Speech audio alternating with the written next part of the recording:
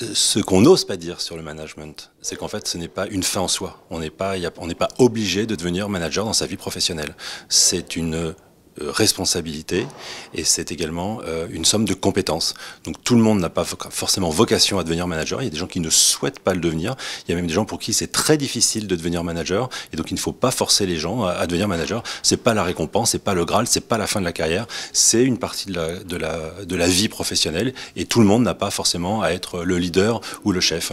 Et être manager, c'est un petit peu comme être parent, on n'y est pas toujours préparé ou jamais suffisamment préparé. Donc il y a un gros travail sur soi à faire pour être un manager.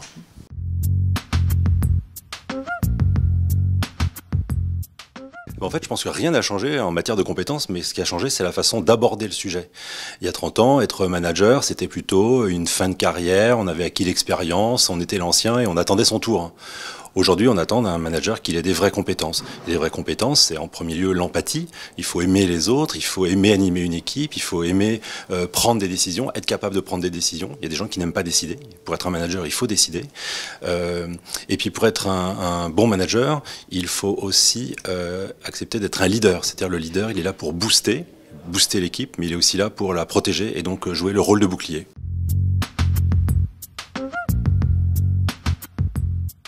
Effectivement, à travers ce livre, j'ai voulu utiliser mon expérience et mon observation de la vie de l'entreprise, non pas pour donner des leçons, éventuellement des conseils, je ne peux pas me permettre de donner des leçons, mais en fait utiliser mon expérience et ma vision, mon observation de ce qui se passe au quotidien dans l'entreprise pour prendre du recul et amener les gens à réfléchir sur les bonnes et les mauvaises situations, les bons et les mauvais comportements.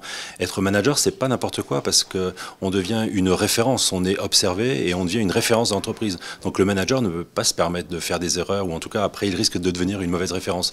Donc j'ai vraiment voulu amener les gens à observer cette situation et puis réfléchir pour soi-même, moi le premier, améliorer mes comportements et puis aider tous les gens qui sont en situation de manager des équipes, d'être demain des meilleurs managers. Ce qui me rend parfois furieux ou en colère, ce sont les mauvais comportements. Un manager doit être exemplaire. Donc autant ce livre est extrêmement positif parce que je n'y partage que de bonnes informations et j'essaye de transmettre de bonnes ondes positives, mais effectivement il m'arrive parfois d'être en colère, d'être furieux et je le dis, je l'explique, j'essaye de le décrypter.